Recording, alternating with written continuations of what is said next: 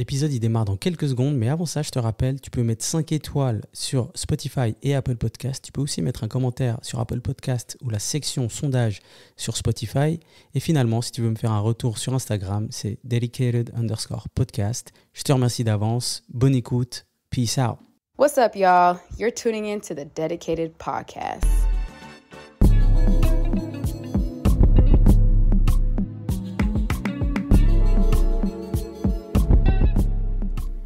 Bonjour à tous, j'espère que vous allez très très bien. On est là pour l'épisode numéro 24 aujourd'hui et c'est un peu spécial. J'ai pas d'invité. Comme je vous avais dit sur les réseaux, je vous ai proposé de poser plusieurs questions à propos du podcast, à propos de moi. C'est une idée qui m'est venue de discussion avec les gens autour de moi, bien évidemment aussi, mais aussi de choses que je vois de manière générale dans le monde du podcast, dans le monde YouTube. Et je vous ai donné l'opportunité de poser des questions. Alors, premièrement, merci à tous. J'ai reçu, une 70, presque 80 questions. J'ai dû faire un tri parce que j'avais dit que je choisissais uniquement 10 questions.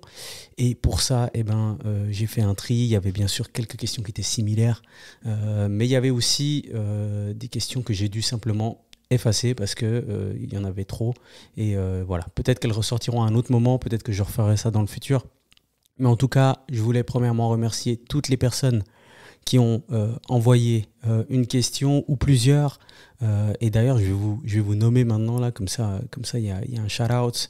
Les questions que je vais prendre par la suite, je vais pas forcément dire qui les a dit parce que plusieurs personnes ont posé les mêmes questions, mais dans tous les cas je voulais faire un shout out à KBM, Alena, à Hayat, le H, Walid, Maïn, Awet, Ambar, Eli, Sergio, Kenan, Zelia, Vanessa, Maureen, Young Papi, aka Jordan, Jacqueline, Zainab, Max, Amer, Julie, Nabil, Ulysse, Julia et Ganji.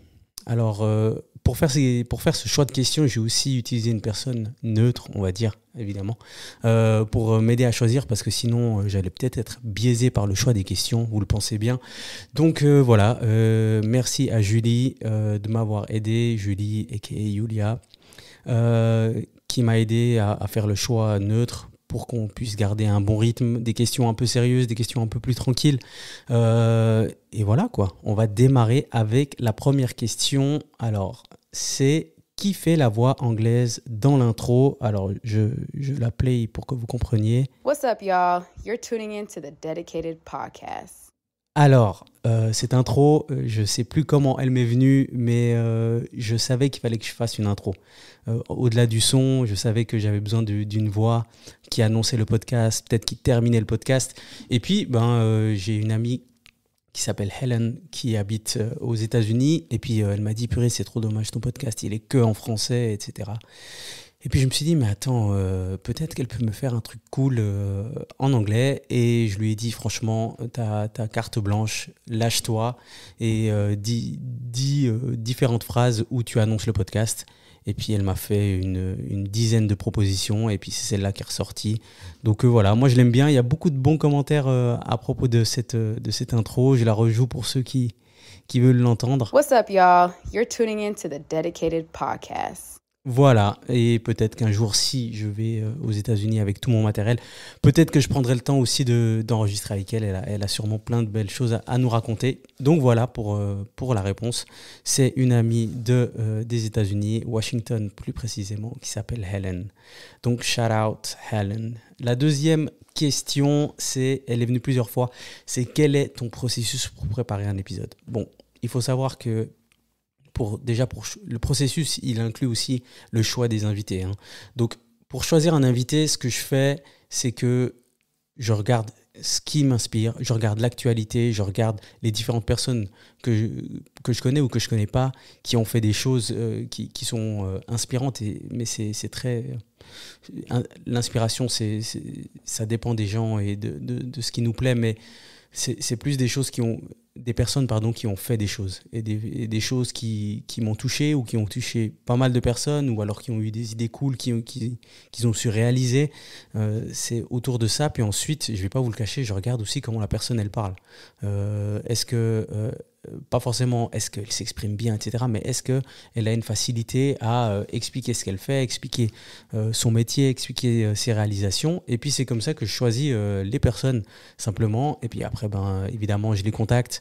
J'ai eu de la chance d'avoir beaucoup de personnes autour de moi qui connaissaient l'un des invités ou l'autre. Des fois, je les connaissais moi, donc je les contactais directement. Il y a des personnes que je connaissais que j'ai contactées, des personnes que je ne connaissais pas que j'ai contactées. Et c'est comme ça que ça se fait dès le début. Puis ensuite, pour préparer un épisode, dès qu'on a booké la date, qu'on a trouvé un moment, qu'on a trouvé un endroit, et là, je pars en stalker mode. C'est-à-dire que je vais regarder tout le contenu de la personne, je vais regarder tout ce qu'elle fait si je connaissais pas, par exemple. Et voilà, si c'est de la musique, je vais écouter presque tous les sons, les interviews, parce que ça me tient à cœur de... Évidemment, certaines fois, il y a des questions qu'on va appeler, pas redondantes, mais qui se répètent dans chaque interview. C'est important pour peut-être introduire l'artiste ou introduire la personne. Mais après, j'essaie de vraiment sortir de la box pour essayer de poser des questions qui n'ont pas été posées forcément, des questions qui amènent une réflexion, etc. Donc, c'est comme ça que je fonctionne pour la préparation. Donc, je fais du stalking, je prépare. Des fois, ça m'est arrivé de poser des questions à des gens qui étaient de l'entourage de l'invité et dire toi, qu'est-ce que tu poserais comme question, qu'est-ce qui n'a pas été révélé, et loin de moi l'envie de révéler des choses qui sont privées, mais qu'est-ce que la personne n'a pas évoqué et qui mérite d'être évoqué. Et ça, je pense que c'est ce que je recherche un maximum. Et puis après, on se pose autour de la table, je fais un petit brief avec les personnes. Et puis, je laisse beaucoup de place à l'expression des gens. J'ai bien sûr préparé, moi, mes questions au préalable avec ma préparation, comme je vous ai dit. Mais j'ai le souci un maximum pas de freestyle, mais de questions où je rebondis simplement sur ce que la personne elle dit. Et mon motto, un peu, ma marche à suivre, c'est de vraiment laisser la personne s'exprimer. Si elle veut faire une réponse de 3 minutes et moi je dis pas un mot, elle fait une réponse de 3 minutes et je dis pas un mot. Et je vais revenir aussi sur une question que des personnes ont posée, mais elle n'est pas dans le choix final. C'est est-ce que des personnes ont refusé de venir? Alors, moi j'ai la chance de dire que j'ai pas de personnes qui ont refusé de venir. Des fois on a dû réagender selon l'agenda de la personne, mais j'ai jamais eu besoin j'ai jamais eu de refus. Par contre, j'ai eu des personnes qui m'ont jamais répondu. Et d'ailleurs, j'attends toujours. Donc, si t'es l'une de ces personnes, n'hésite pas à me répondre. Mais j'ai pas eu de personnes qui m'ont refusé et c'est hyper gratifiant. Franchement, j'ai de la chance. Souvent aussi, c'est parce que j'ai pu être introduit par une personne qu'elle connaissait ou il connaissait. Donc voilà, pour l'instant, on touche du bois, ça n'a pas refusé. Et voilà. La prochaine question, c'est quelle est ta plus grande leçon? Et c'est Nabil qui me pose cette question, je le cite parce que c'est marrant. On avait filmé 2-3 séquences avec lui et plusieurs potes et Kev qui était venu à l'épisode 17. Et on m'avait posé cette question: quelle est ta plus grande leçon avec ce podcast? Et j'en ai fait une vidéo d'ailleurs que vous avez peut-être pu voir sur les réseaux. Et ma plus grande leçon, elle est simple, c'est qu'il faut juste démarrer. J'ai attendu beaucoup trop longtemps pour démarrer ce podcast. Je ne le regrette pas, mais j'aurais pu commencer bien avant. Et je me freinais par des choses qui sont futiles. Aujourd'hui, je m'en rends compte. Je voulais être perfectionniste sur l'aspect technique, etc. C'est pas parfait. Même aujourd'hui, le 11 juillet où j'enregistre, c'est pas parfait encore. Il y a plein de choses à améliorer, que ce soit sur le visuel, l'audio, etc. Je sais que c'est pas parfait, mais il faut se lancer parce que sinon on reste dans une sorte de sas où il n'y a rien qui se passe. Dans le sas, il n'y a rien qui se passe à part réfléchir. Et j'ai mentionné aussi que si on laisse nos idées sur un fichier Word, ça restera que des idées et ça se réalisera jamais. Donc ma plus grande leçon, c'est de vraiment se lancer. Et comme j'avais dit dans la vidéo, je pense qu'aujourd'hui, j'aurai une meilleure aptitude à démarrer quelque chose de nouveau, quel que soit le projet. Ensuite, alors la prochaine question, c'est: est-ce que tu gagnes de l'argent grâce à tes podcasts? Alors je pense que ce n'est pas une surprise de dire non. Pas du tout. J'ai investi moi-même dans tout ce qui est équipement. Tout ce qui est, des fois j'ai payé des gens pour faire du montage, etc. Je reçois 0 francs, je fais tout moi-même. C'est moi qui débourse de l'argent pour les différentes plateformes de distribution, pour les réseaux, etc. Certaines fois quand je paye pour du contenu qui doit être créé. Du coup, non, pas du tout. Est-ce que c'est un objectif? Potentiellement, ouais, bien sûr. Je l'ai déjà évoqué, mais c'est pas l'objectif principal, mais ça, il se marie un peu, il vient conjointement avec l'objectif principal qui est d'être diffusé et d'arriver aux oreilles d'un maximum de monde. Donc c'est pas une finalité, mais ça fait partie du chemin, je pense. Et j'ai déjà réfléchi à plusieurs stratégies, etc. D'ailleurs, si toi qui écoutes, tu as une idée qui vient en tête, n'hésite pas à le partager sur Instagram, par exemple. La page, elle est assez simple, c'est dedicated_podcast.com. Pas du tout. Dedicated_podcast.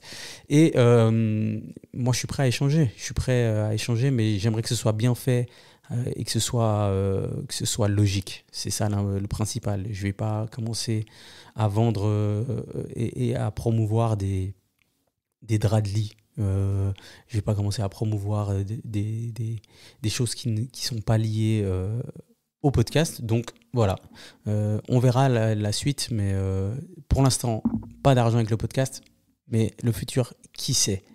Ensuite, la prochaine question. Alors, comment vois-tu l'avenir du podcast? Elle est un peu liée, hein, bien sûr. Alors, l'avenir du podcast, je la vois d'une manière très simple, c'est de continuer à travailler, continuer à recevoir un maximum de monde, mais surtout d'étendre un peu le concept. Là, j'ai fait beaucoup de one-on-one avec un invité, mais j'ai beaucoup aimé faire cet épisode sur Kendrick Lamar et Drake. J'aimerais faire beaucoup plus de choses qui sont un peu plus spontanées, qui pourraient s'enregistrer vraiment du jour au lendemain, genre ah ouais, ça j'ai vu. Peut-être un peu plus d'épisodes seuls, vous me direz après cet épisode si c'était pas trop long uniquement avec moi. Et puis voilà, être écouté par un maximum de monde, et ça demande bien sûr un travail de mon côté, c'est-à-dire développer tout ce qui est réseaux sociaux, développer le panel d'invités, pourquoi pas s'étendre dans d'autres pays francophones. J'ai déjà pensé à faire des résidences, on va dire, à Paris, en recevant sur quelques jours plusieurs invités. C'est en préparation. Il y a plein de choses comme ça qui vont faire que ça va grandir, mais l'objectif final, c'est d'être écouté par un maximum de monde, et j'ai vraiment pas peur de le dire. Je suis pas là pour juste être derrière un micro et puis faire une séance psychologique pour moi-même ou pour l'invité, mais j'aimerais vraiment développer ça au maximum, parce que je crois au podcast de fou, je crois à la force du podcast, je crois que ça peut vraiment apporter des moments sympathiques au sport, dans le bus, dans la voiture, et ça nous permet d'apprendre de façon ludique en fait. On est là, on écoute, on n'a même pas besoin d'être à fond dans l'attention. Donc j'aime beaucoup ce format. Donc j'aimerais pousser au maximum de ce que je peux apporter, pas au format forcément parce qu'il existe déjà sans moi, mais de ce que je peux apporter moi. Et voilà. Ensuite, quel est ton invité de rêve? Alors, ça fait bateau et tout, nanana, mais moi j'ai du mal à idolâtrer des gens, que ce soit des célébrités ou quoi que ce soit. Je veux dire, je vois quelqu'un, j'arrive même pas à prendre une photo, je me sens gêné de demander une photo parce que j'estime que c'est un truc bizarre à demander. Mais il y a plusieurs personnes qui m'intéressent, bien sûr. Alors de rêve, invité de rêve, ce serait difficile de mentionner, mais j'aimerais beaucoup parler avec des gens qui s'expriment pas souvent, ou alors des gens qui ont des idées complètement inverse aux miennes. Si je prends un exemple qui est assez marquant, ce serait, je pense, le président érythréen, Isaias Afwerki, avec qui je partage pas forcément les idées, mais avec qui j'aimerais échanger pour comprendre les challenges, les décisions et des choses comme ça. Donc ce serait vraiment un truc incroyable de pouvoir discuter avec lui pour comprendre beaucoup de choses. On a tous plein de questions en tant qu'Érythréens, où je l'ai déjà évoqué ici avec différents invités, mais on a tous des questions, et franchement ce serait une dinguerie si je pouvais une fois avoir une discussion avec lui. C'est vrai, c'est pas forcément quelqu'un que je rêve de rencontrer, mais dans le cadre du podcast, ce serait un truc complètement fou. Et ensuite, comme j'ai dit, des gens qui s'expriment rarement, ça me fait kiffer aussi. Des mecs comme Comme Jay-Z, même si maintenant avec le temps il y a plein de vidéos, mais j'ai l'impression qu'on le connaît toujours pas vraiment, et échanger avec Jay-Z ce serait une dinguerie. Je vais citer Booba aussi, je suis obligé. Bien qu'il s'exprime énormément sur les réseaux, sur Twitter, moi j'aimerais bien avoir une discussion avec lui. Et puis après, dans les personnes qui sont décédées, bien sûr, Nipsey Hussle, je crois que c'est pas un secret. Ça aurait été magnifique. J'ai eu la chance de le rencontrer et d'échanger 8 secondes, mais j'aurais beaucoup aimé avoir une vraie discussion. Des mecs comme Mandela, comprendre ce que ça fait de faire 27 ans, si je ne me trompe pas, 27, en prison, et ensuite avoir ce mindset. Il y a un truc que je capte pas dans le processus. Pas que, enfin, je le valide totalement, mais venir avec autant de bonté après tant de haine en prison, c'est un truc qui me parle et qui m'intéresse, qui m'aurait intéressé à évoquer. Et puis après, de façon plus abordable, il y a des artistes que j'écoute, que je voudrais énormément recevoir, des mecs comme Luigi, que j'écoute énormément, même localement, Makala. Et d'ailleurs, si tu finis par écouter cette vidéo, Makala, vraiment, c'est quand tu veux. J'ai eu la chance d'avoir des artistes locaux, des Océane, Myro, etc. Il y en a plein d'autres, j'espère, qui viendront s'asseoir à ma table dans le monde musical. Et puis après, on a eu Sarah Hacho qui va au JO. Voilà, je voulais juste faire une parenthèse. Pendant tout l'épisode, je voulais dire, mais est-ce que tu vas aller au JO? Est-ce que tu vas y aller? Est-ce que tu vas tout faire pour y aller? On n'a pas osé l'évoquer. Là, elle est qualifiée, elle y va. On se savait, comme on dit. Donc bravo à toi. Mais j'ai eu la chance d'avoir différentes personnes de différents mondes. Mais avoir un ou deux politiciens, peut-être, j'ai déjà eu Samson Yamana, mais j'aimerais bien avoir des gens qui sont, par exemple, je sais pas, proches du Conseil fédéral, au Conseil national, etc. Ça m'intéresserait. Et puis après, il y a plein de trucs. Il faut savoir que mes invités, ça vient de moi, mais aussi de gens autour de moi qui m'envoient de la force. Donc voilà, il y a plein de choses qui sont en préparation, mais je crois que j'ai plus ou moins répondu à la question là. Ensuite, est-ce que des personnes ont déjà refusé de venir? J'y ai répondu, j'ai pas eu ça. Prochaine question, quelle a été ta plus grande difficulté jusqu'à présent? Plusieurs personnes m'ont posé cette question. Mes plus grandes difficultés, elles sont assez simples, c'est l'aspect technique. Il faut savoir que je ne savais pas du tout comment on enregistrait, ce qu'il fallait pour enregistrer, ce qu'il fallait faire pour gérer la qualité audio. Ensuite, tout ce qui est réseau, bien sûr, on est là, on poste des trucs, mais vous-même, vous savez, dès qu'il faut que ce soit un peu plus pro, c'est un taf de ouf. Et quand ça ne fait pas des vues, comme je l'ai mentionné avec Océane, ça peut être frustrant. Donc les plus grandes difficultés, elles sont assez simples, elles étaient totalement techniques. Et puis ensuite, le temps. Et quand je dis le temps, c'est le temps qu'il faut pour préparer un épisode, pour faire l'édition, le temps qu'il faut pour je mentionnais l'édition, etc. Mais aussi le temps qu'il faut trouver conjointement avec l'invité. Ça vous paraît tout bête, hein. Mais c'est un vrai challenge de matcher les agendas, etc. C'est vraiment quelque chose sur lequel j'essaie de m'organiser mieux. Pardon, ça veut pas dire grand-chose, mais c'est une chose sur laquelle je veux mieux m'organiser parce que des fois, l'agenda de l'un ne matche pas avec l'autre et il faut que je puisse trouver des plages un peu plus abordables pour les invités. Et voilà, je crois que c'était les plus grosses difficultés. Maureen m'a demandé quelles sont selon toi tes qualités en tant que podcasteur et que veux-tu améliorer? Aïe, ça c'est difficile de dire ça. Mais bon, je suis conscient de mes forces, je suis conscient de mes faiblesses. Mes forces, elles sont assez vite établies, je pense, quand vous écoutez. Je pense que déjà, on me l'a dit, mais la voix, je crois que la voix, elle passe bien. Dites-moi si c'est vrai ou pas. Vous pouvez le mettre en commentaire, mais je crois que la voix, elle passe bien. Ensuite, je pense que le fait de laisser parler la personne, même si je ne fais pas grand-chose, en fait, je crois que ça fait vraiment la diff, de laisser parler les gens. Et certaines fois, je sais que je coupe les gens un peu tôt, et j'essaie de corriger ça, mais je crois que c'est aussi une de mes forces et une de mes faiblesses, c'est le manque d'expérience, le manque de de fluidité certaines fois. C'est toutes des choses que je travaille, mais c'est comme n'importe quel sport. Si tu veux avoir une meilleure frappe, au foot, il faut frapper un maximum. Et si tu veux soulever plus lourd à la salle, eh ben, il faut continuer à soulever pour pouvoir soulever plus. Donc c'est des choses qui sont assez simples. Donc je vais faire un maximum d'épisodes pour être plus fluide, pour être plus à l'aise devant la caméra, pour être voilà, toutes ces choses. Mais je pense que mes forces, c'est celle-là. Ensuite, quelle est ta plus grande fierté jusqu'à maintenant avec ton podcast? Il y a plusieurs personnes qui ont posé cette question. Ma plus grande fierté,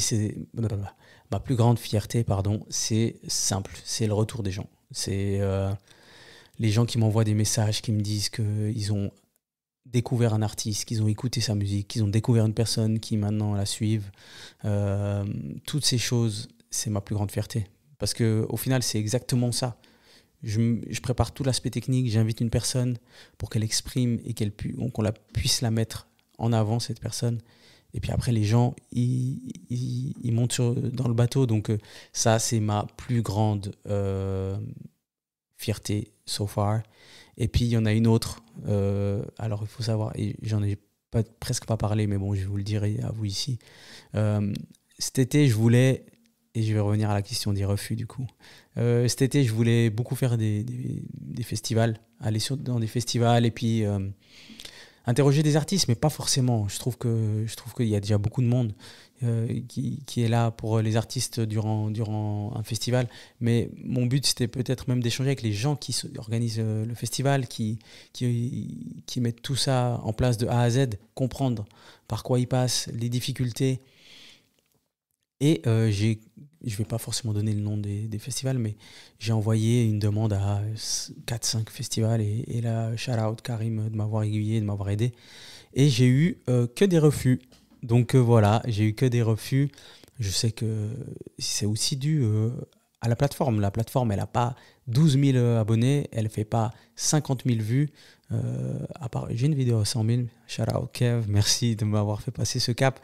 Mais je ne suis pas encore une grande plateforme. Et ça, j'en suis conscient.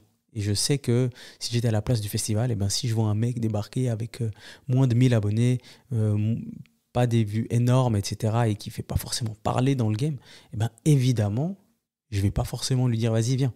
Donc je suis totalement conscient, mais je travaille dur pour ça.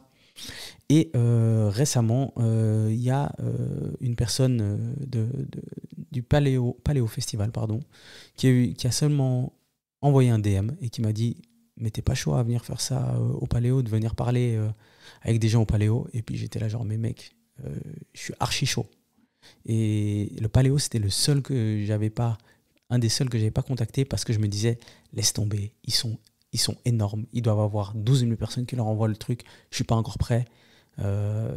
Et là on revient au fait d'attendre qu'on est prêt, mais pour moi c'est un peu différent. Je voulais avoir une plateforme plus solide, du contenu plus solide pour aller et puis me dire ok vas-y, là je viens avec quelque chose de carré et qui va avoir une résonance. Et puis ben, du coup ça c'est fait. Donc là dans 2 semaines je vais aller au Paléo, on verra avec qui on va pouvoir parler, mais j'espère que ça le fera. Et puis bien sûr je vous ferai une vidéo pour cet événement où je vous montrerai ce que je vais vivre avec le Paléo, mais ça va être mon premier événement où je vais avec des accréditations médias. Genre, maintenant, on est un média, t'as capté. Du coup, voilà, ça, c'est mes plus grosses fiertés et peut-être que celle du Paléo, ben, ça a mis 1 an, mais ça a mis le temps qu'il fallait. Donc, voilà. Question suivante. Quelle est la chose que tu as appris sur toi-même en faisant le podcast? Celle-là, elle est deep. Hein. Qu'est-ce que j'ai appris sur moi-même? Déjà, ça paraît tout bête, mais des fautes de langage. Et oui, messieurs, dames, des fautes de langage. J'ai essayé de corriger un maximum de choses. Je crois que je m'exprime de manière plutôt correcte, mais il y a quand même des fautes de langage qui arrivent de temps en temps. Donc, sur l'aspect technique, vraiment, c'est des choses comme ça que j'ai essayé de corriger. Et puis... j'ai appris à mieux écouter les gens. Une fois encore, j'ai mentionné ça dans mes forces, mais de manière générale, dans ma vie, ça m'a appris à encore mieux écouter les gens et les laisser s'exprimer jusqu'au bout. Je pense pas que j'étais quelqu'un qui interrompait chaque discussion, etc. Mais j'ai appris à laisser plus de place et je pense que c'est une très très bonne chose à appliquer de manière générale dans notre vie. Et du coup, voilà. Et puis, qu'est-ce que ça m'a appris d'autre, le podcast? Et je ne vais pas forcément donner des aspects techniques parce que ça serait un peu esquiver la question. Mais la résilience, évidemment, la discipline, ça cultive ma discipline de ouf. Je suis obligé de toujours travailler dessus, de préparer. Je dois toujours avoir 2-3 coups d'avance. Là, j'enregistre ça, mais en fait, je dois déjà avoir 2-3 trucs qui sont programmés parce que sinon, j'ai du retard. Donc voilà, la discipline, toutes ces choses-là ont grandi, je dirais, avec le podcast. C'est quoi ta dedication à toi? Alors, c'est quoi qui te fait vibrer, pardon, pour aller au bout de la question? Alors, je posais cette question, c'est quoi ta dedication à toi et comment tu restes dedicated dans la saison 1 du podcast? Et là, je la pose plus parce que je pense qu'il faut changer et je la pose de manière différente, on va dire. Mais moi, ma dedication, premièrement, c'est simplement de continuer à grandir. Et ça, c'est vraiment mon motto, de continuer à grandir. Et ce que j'entends par là, c'est continuer à apprendre, continuer à développer des trucs pour que ça me nourrisse et ça me fait énormément de bien. Donc, ma dedication, c'est vraiment la chose à laquelle je suis dédié, c'est de continuer à apprendre. Et ça, je vous le conseille vraiment, que ce soit dans l'aspect professionnel ou personnel ou social. Continuez à apprendre, continuez à grandir, continuez à avoir des choses que vous ne connaissez pas. Pour que vous compreniez vraiment jusqu'où va ma dedication. Moi, je vais jusqu'à écouter des podcasts que j'aime pas. Parce que je trouve que la personne, elle s'exprime bien. Je vais regarder des trucs sur YouTube où le sujet ne m'intéresse pas du tout. Parce que la personne, elle fait ça, elle gère ça de manière exceptionnelle. Donc, je crois que ça résume bien et ça répond bien à la question. Ensuite, mon gars Amer, mon gymmate, il m'a posé la question: quel impact souhaites-tu que le podcast ait sur les jeunes générations en termes de prise de conscience culturelle et artistique? Eh bien, simplement, j'aimerais offrir, et d'ailleurs, c'est drôle, tu poses cette question parce que les jeunes générations, je ne sais pas s'ils m'écoutent, je sais que mon cousin Big Nate, il m'écoute, mais moi, j'aimerais leur offrir une plateforme où ils peuvent découvrir des gens qui ne sont pas forcément, et là, no disrespect, no offense, mais c'est des gens qui ne passent pas forcément sur Tataki ou sur Combini, etc. Je pense que c'est important de mettre ces gens en avant parce que j'ai eu pas mal d'invités aussi du milieu professionnel. Et certaines fois, on doit pouvoir s'imaginer des métiers, s'imaginer des personnes qui ont réussi et qui sont dans les mêmes domaines que nous, qu'on puisse répéter des schémas qui nous inspirent. Et je pense que c'est ça le message que je veux envoyer. Et la plateforme, elle veut offrir de quoi motiver les jeunes, inspirer les jeunes, aiguiller les jeunes aussi dans différents métiers, sur différents chemins.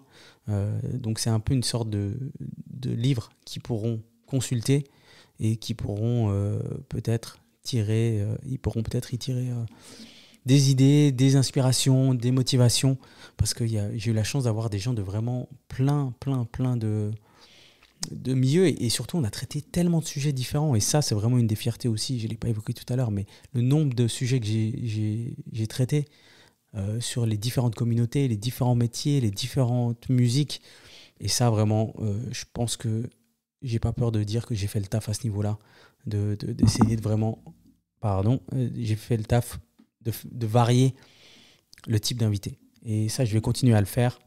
Bien sûr, principalement de Suisse. Et là, comme j'ai dit, j'aimerais bien m'exporter un peu sur Paris. Donc, les gens de Paris, n'hésitez pas à slide dans les DM parce qu'on va essayer de mettre ça en place.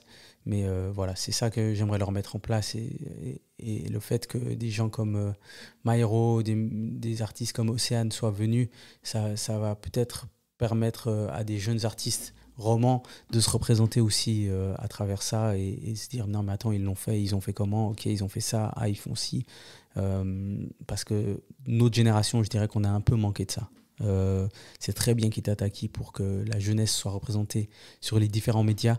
Mais nous, malheureusement, on n'avait pas ça. Donc, j'essaie juste d'apporter un petit truc en plus. Loin de moi, l'envie ou l'idée de dire que je suis plus ou moins dans le même créneau. Prochaine question, Ulysse. Toujours des questions deep. Qui es-tu? Peux-tu t'auto-podcaster? Et qui es-tu quand personne ne te regarde? Alors, peux-tu t'auto-podcaster? C'est un peu compliqué. Je trouve que c'est un exercice très compliqué. Peut-être que je le ferai avec une personne qui viendra parler avec moi. Mais qui es-tu? Je suis un gars simple. Je m'appelle Abnet, comme la plupart savent, a.k.a. Abissos sur les réseaux. Je suis d'origine érythréenne. Je viens de Neuchâtel, j'habite Genève. J'ai un taf à côté. J'ai fait des études à la HEG. Et ça, c'est vraiment comment la société me perçoit, j'imagine. Et puis après, comme je l'ai souvent dit, je suis un amoureux de musique, je suis un amoureux de hip-hop. Je suis un gars simple. Je me nourris de choses simples et classiques. J'aime voyager. Et qui je suis quand personne ne me regarde? Je suis un gars qui a une semaine assez carrée. Mais j'adore le freestyle. C'est-à-dire c'est comme si, je dirais, j'ai 55% de carré dans ma semaine qui inclut taf, nourriture et puis on va dire le sport. Et après, le 45 autres %, c'est du freestyle. Et j'aime faire des choses spontanées, j'aime voyager de façon spontanée, j'aime voir différents pays. J'ai de la chance de dire, j'ai vu tellement de pays, j'ai vu tellement de cultures différentes. Et voilà, c'est la personne que je suis. Comme j'ai dit, je suis un amoureux du hip-hop. Des fois, j'ai même pas les mots pour dire comment j'aime cette musique. Et c'est-à-dire que je regarde tout ce qui se passe là-dedans, tout ce qui est autour de la culture. J'essaie de la cultiver de mon côté. J'espère que j'arrive à le faire un petit peu avec ce podcast. Et voilà, c'est un petit peu pour me décrire. Grand fan de foot aussi, pardon. Grand fan de foot. J'aime beaucoup le sport, tous les sports. Et vous seriez étonné de tous les sports que je regarde. Alors, je ne regarde pas tous les matchs, mais les résultats que je regarde, etc. Et finalement, je pense que je suis un gars qui est là pour soutenir les frérots. Hein. J'ai de la chance d'avoir un entourage qui entreprend, qui essaie des trucs. Et c'est vraiment inspirant. Et j'essaie de les pousser à un maximum, de les challenger au maximum pour qu'ils aillent le plus loin. Donc, c'est un peu ça. Et puis après, je suis un grand blagueur. Hein. Si vous venez sur mes réseaux, je suis un grand blagueur. J'aime bien titiller, j'aime bien rigoler, j'aime bien questionner les gens. Et ça, vous pouvez le voir en me suivant sur mon réseau Instagram, abi_sauce. Et voilà pour cette question de Ulysse. Est-ce que j'ai répondu complètement? Non, ouais, voilà. Je pense que j'ai répondu de façon assez simple. Quelle est ta recommandation culturelle du moment? C'est simple. Allez à tous les festivals. Il y a le Montreux Jazz, l'Académarée, Paléo, les Georges, Chant du Gros, il y a plein d'autres choses. En gros, ma recommandation culturelle, c'est aller aux événements de votre région. À Genève, là, maintenant, il y a les concerts à la scène et la Fitzgerald qui vont démarrer, les concerts gratuits tout l'été. Allez voir la programmation, elle est complètement dingue. Vous allez découvrir des choses. C'est pas forcément les artistes du top 10 mondial, mais vous allez découvrir des choses magnifiques. Ils font ça très bien. Donc la scène et la Fitzgerald au Parc des Eaux Vives à Genève. Il y a plein de petits festivals. Je crois que le festival de la Cité vient de passer à Lausanne, mais il y a plein de petites choses comme ça qui se passent dans les différentes régions. À Neuchâtel, qu'est-ce qui va se passer encore? Je ne sais pas trop ce qui va se passer à Neuchâtel ces prochains temps, mais en été, allez au port, allez aux différents événements, etc. Il y a la fête des vendanges, dernier week-end de septembre, ne vous inquiétez même pas, on sera là. Et voilà, c'est un peu ça mes recommandations culturelles, c'est aller aux événements et aux petits événements qui sont organisés dans votre région, parce que si vous n'êtes pas là, ils ne vont pas continuer à exister. C'est simple. Genève a la chance d'avoir beaucoup de choses, antigel, etc. aussi, mais allez voir ce qui se passe dans votre région et allez-y pour découvrir des artistes. Alors bien sûr, si vous voulez rester à la maison, restez à la maison. Je ne suis pas là à vous dire vous devez y aller, c'est une obligation, mais je pense que c'est important de participer et de contribuer aux choses qui essaient de se faire dans la région. Et voilà, je pense que c'est une bonne recommandation. Ensuite, Sergio, ma guy de Rotterdam, m'a demandé comme tu demandes souvent une recommandation à tes invités, une recommandation culturelle, quel livre, quel documentaire tu nous conseillerais? Alors, moi, le livre que je recommande, c'est un livre que j'ai beaucoup aimé, qui est d'un écrivain américain, Ta-Nehisi Coates. Et en français, ça s'appelle Une colère noire, une lettre à mon fils. Et en anglais, ça s'appelle Between the World and Me. Donc, je vous recommande vivement ce livre. J'ai beaucoup aimé. J'ai déjà recommandé, je ne sais plus dans quel média, mais j'ai recommandé le livre de Trevor Noah, Born Again. Non, je ne sais plus le titre, mais c'est le livre sur sa jeunesse et comment il a grandi en Afrique du Sud au temps de l'apartheid, en étant métis, ayant une maman noire et un papa suisse qui n'était pas présent, mais je pense que c'est une bonne chose de comprendre ce qu'il a vécu en Afrique du Sud. Si tu devais conseiller des podcasts, alors celle-là elle est très dure,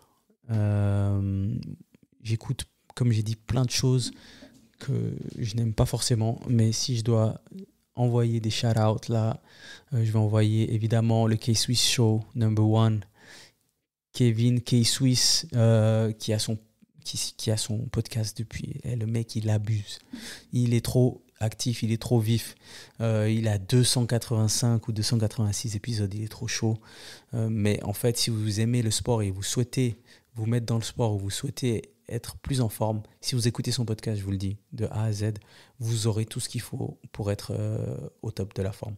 Il donne tout là-dedans. Il donne toutes les astuces, ce qu'il fait lui.